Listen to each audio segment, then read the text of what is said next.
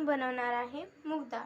तर त्यासाठी आपण घेतलेला आहे इथं मूग डाळ भिजवून घ्यायची आहे आणि मग मोहरी आणि जिरे, नंतर मिरच्या, नंतर कढीपत्ता आणि कांदा आणि हा मिक्स मसाला मी आधी करून घेतलेला आहे.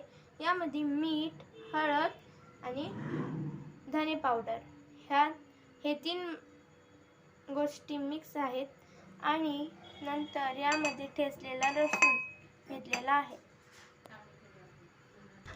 तर आता आपण गॅस लावून घेतलेला तेल तापल्यावर आपल्याला जिरे मोहरी टाकायचे आहेत.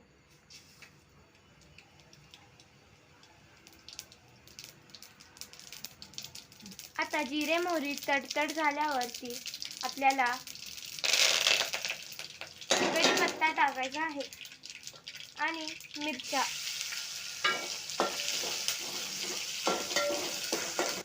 ह्या मिरच्या कमी तिखट असल्यामुळे मी जास्त मिरच्या घेतलेल्या आहेत.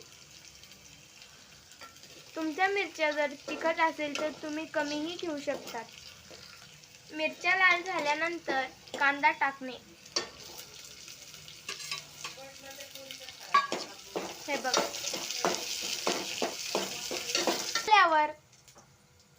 कांदा थोडा लाल झाल्यावर आपल्याला त्यात ठेचलेला लसूण टाकायचा आहे.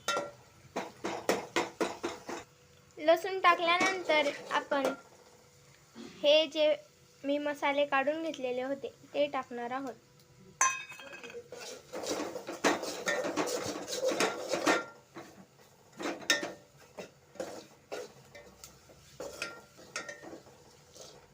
आणि आता त्याला थोडंसं पकू द्यायचं आहे.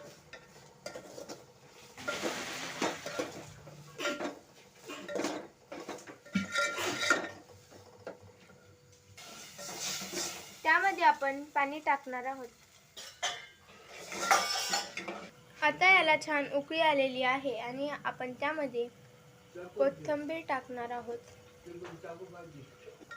त्यामध्ये कोथिंबीर टाकून हलवून घ्यायचं आहे एकदा आणि लगेच डाळ टाकून द्यायची आहे. आता त्यामध्ये अजून 1 ग्लास पाणी टाकलेलं आहे. हे बघा, आपल्या मूग डाळचा कलर बघा. आता याला फुल गॅसवर उकळू द्यायचं आहे. आपली डाळ ह्या प्रकारे झालेली आहे, बघू शकता. हे बघा.